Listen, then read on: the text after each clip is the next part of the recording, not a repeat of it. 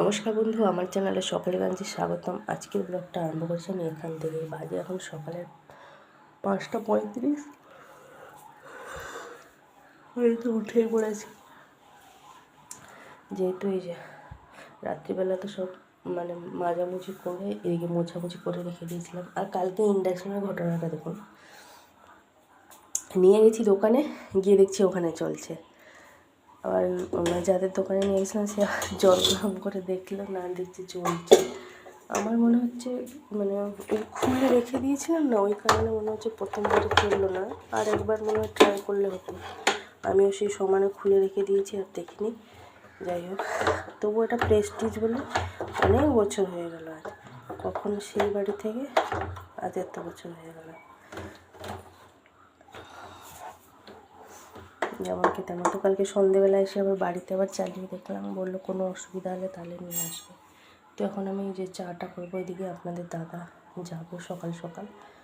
তো রাত্রিবেলায় তো আমার সব ভাজিয়ে রেখে দিয়েছি, ওই ছোলা আর ওই সাবু। আর ছোলাটা আপনাদের দাদাকে দেবো, কাঁচা ছোলা। আগের বারেও দিয়েছিলাম টিফিনে করেও, যেহেতু খেতে ভালোবাসে কাঁচা ছোলাটা, সেই কারণে তো আজকেও দিয়ে দেবো। চাটা বসাবো না, আমি চা বসে ব্রাশ করবো। আমার আবার ঠান্ডাও লেগে গেছে, দেখুন না।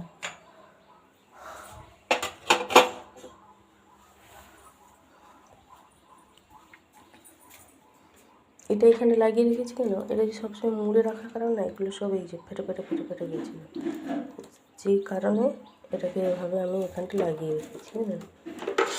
সেই জন্য প্রথমে এই দিকে সরিয়ে দিয়েছিলাম ইন্ডাকশনটা, এই দিকে রেখেছিলাম। আমি ভাবলাম না, ইন্ডাকশনটা যখন ব্যবহার করবো তারপরে খুলে রেখে দেবো তারটা, চা হবে এইভাবে আর কি। চলুন তাহলে চাটা বসিয়ে দিই। অনেক দিন পর আবার ইন্ডাকশন ব্যবহার করবো, প্রায় 1 বছরের বেশি হয়ে গেলো মনে হচ্ছে। এর আগে খুলে রেখে দিয়েছিলাম, সে 5,000 টাকা বিল এসেছিলো বলে, ওই জন্য। গ্যাসের থেকে কিন্তু এটা খুব তাড়াতাড়ি হয় ইন্ডাকশনে। আমি এভাবে টেম্পারেচারটা আগে বাড়িয়ে দিতাম, আর যখনই দেখতাম হয়ে যেত তখন টেম্পারেচারটা কমিয়ে দিতাম। গ্যাসের থেকে খুব তাড়াতাড়ি হয়। যাই হোক, আগে খুলে রেখেছিলাম, এখন আর কিছু করার নেই, আবার এর কাছেই ফিরে যেতে হচ্ছে।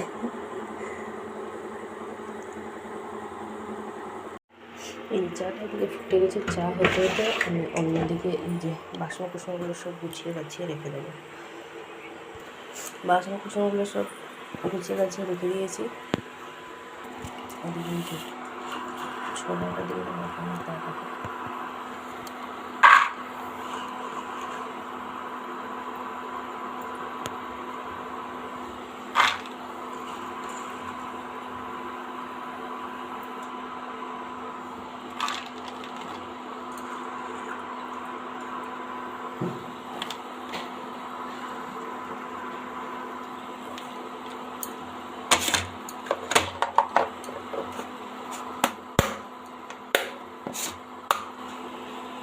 সোমবারে ওখানে ক্যান্টিনে তেমন কেউ আসে না, ওই জন্য খুব একটা যে ভালো রান্না হয় তা না। এদিকে দিয়ে দিয়েছি এঁচড় চিংড়ি, এটাতে আছে সে চুনো মাছের ঝাল, আমের চাটনি, আর ছোলা দিয়ে দিয়েছি। খাবে বলে একটা তুলসী পত্র তুলে নিয়ে এসেছি। এটা প্রত্যেকবারে মাছ ফাছ কিছু দিলে দেওয়ার হলে এভাবেই দিয়ে দিই। এবার এই ব্যাগটাতে সব ভরে দেবো। ওর চা খাওয়া হয়ে গেছে, ওর আবার প্যান্ট শার্টগুলো বের করে দেবো, ও এবার রেডি হবে। এই যে বেজে গেছে 7টা মতন, বাজেনি, 5 মিনিট মতন বাকি আছে। এদিকে এই যে ভাতটা বসিয়ে দিয়েছি, উনুনেতে ভাতটা করে নিচ্ছি, আর তরকারিগুলো এতে গ্যাসেতে করবো। ঠিক আছে, কাঠটা যেহেতু ভিজে ছিল দিয়ে দিয়েছি। প্রথম ভাবলাম মনে হয় জ্বলবে নি, যাই হোক ধরে গেছে, জ্বলছে। এবার এই যে চালটা ধুয়ে দিয়ে দেবো, জলটা যেহেতু এখানে গরম হয়ে গেছে, এই যে চালটা ধুয়ে দিয়ে দেবো। এবার মা এদিকে বসে ব্রাশ করছিল, জল দিয়েছিলাম। এই যে পায়রাগুলো এসে দুটো চাল দিয়েছে, এই যে ওরা খাচ্ছে সব কুড়িয়ে কুড়িয়ে। তাড়াতাড়ি ভাতটাও বেশ ফুটে গেল এই দিকটা। এবার এই যে তরকারিগুলো গ্যাসে করবো। বাবা গেছিলো সকালবেলা, আমি আর যাইনি। বাবাকে বললাম যেহেতু গিয়ে কিছু এনে দাও। বাবা পটল নিয়ে এসছে, আর এই যে লোটে শাক নিয়ে এসছে। ঢাকা দিয়ে দিই, কারণ যেহেতু বাইরেটা হচ্ছে, আবার এই গাছপালা আছে, এই পাখিগুলো এসে বড্ড এই গাছের উপরে অত্যাচার করে।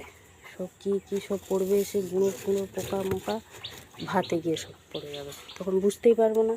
ভাতের সময় সব রান্না করে সবাইকে দিয়ে দেবো।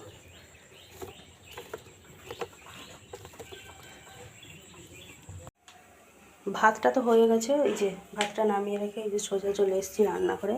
এদিকে আমি প্রথমে আজকে আমারগুলো করে নেব, তারপরে পটল আলুর তরকারি আর শাক ভাজাটা করব। এটা করে এক সাইডে রেখে দিলে আমার শান্তি। আমার খাবার রেডি, মানে ছোলা ভাজা সাবু ভাজা এই যে এই দিকটা রেখে দিয়েছি, আর এদিকে এবার এই যে পটল আলুটা ভাজবো, আর অন্যদিকে শাক ভাজাটাও বসিয়ে দেবো।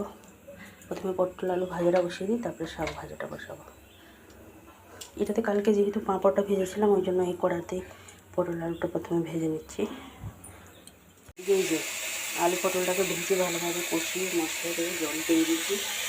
এদিকে শাকটা দুদিকে একদম ভেতরে বসিয়ে দিয়েছি। শাক ভাজাটা প্রায় হওয়ার পথে ঢাকা দিয়ে দিচ্ছি। রান্নাবান্না সব কমপ্লিট, রান্নাবান্না তো কমপ্লিট। এবার হচ্ছে যে কাজটা, সেটা হচ্ছে মাজা ধোয়া, আর উনুনটাও ওদিকে একটু বসে নেব, যেহেতু উনুনটাও আছে। চলুন তাহলে সব জল সমস্ত কিছু ভরা হয়ে গেছে, এবার চালু করবো আর পুজো করবো।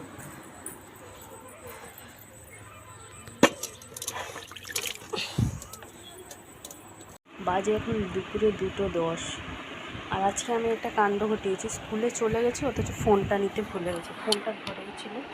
এদিকে কালকে যে সন্ধ্যেবেলা আমরা একটু বেরিয়েছিলাম ইন্ডাকশানটা নিয়ে, তো মার জন্য আপনাদের দাদা নিয়ে এসেছিলো মোগলাই, আর এক মোগলাই, আর এদিকে সুন্দর নিয়ে এসেছিলো চাউমিন। ওকাল খেয়েছিলো একটুখানি আর রেখে দিয়েছিলো, সেটা এখন গরম করে দিলাম, এই যে খাচ্ছে। এখানে স্কুলে গিয়ে মনে পড়ছে যে আমি ফোনটা আনতে ভুলে গেছি। তো মাকে ফোন করে একদিনের ফোন থেকে বলে দিয়েছিলাম যে মা আমি ফোনটা আনতে ভুলে গেছি। তো মা জিজ্ঞেস করছিলো কি আমি তাহলে কি কারো হাতে কারো হাতে পাঠাতে হবে না। তো আসার সময় টুকিটাকি মুদিখানা জিনিসগুলো করলাম, এবং কালকে একটুখানি ওই মোচাটা রান্না করবো, একটুখানি ছোলা এনেছি, আর একটুখানি কাজু বাদাম এনেছি। একটা বাটি বসা করবো কাঁচা আম আর সেদ্ধ আলু দিয়ে।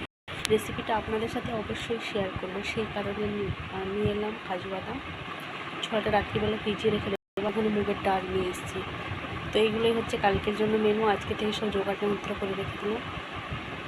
আসার সময় ঠান্ডার ওষুধ নিয়ে এসেছি, নাক থেকে সমানেই জল বেরিয়ে যাচ্ছে, নাকগুলো শস্য বলছিলাম না, অ্যালার্জিতে আমার তো মানে ডাস্ট অ্যালার্জি থেকে আমার ঠান্ডাটা, সেই কারণে।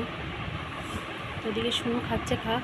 আমি এবার বাবাকে ভাতটা দেবো। বাবা এই এলো, আমার মাকেও দেবো, মা এখনো পর্যন্ত খায়নি।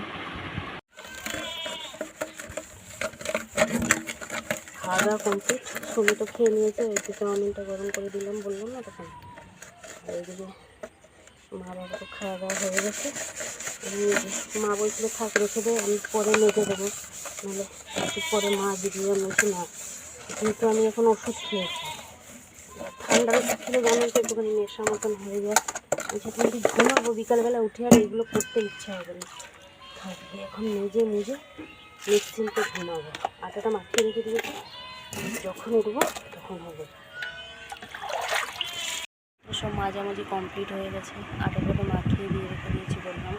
তো বাসন মেজে চলে এসেছি ঘরে, একটুখানি রেস্ট নিয়ে গেলে। শুনে এই যে আয়নার সামনে এদিকে ডেকোরেশন হচ্ছে।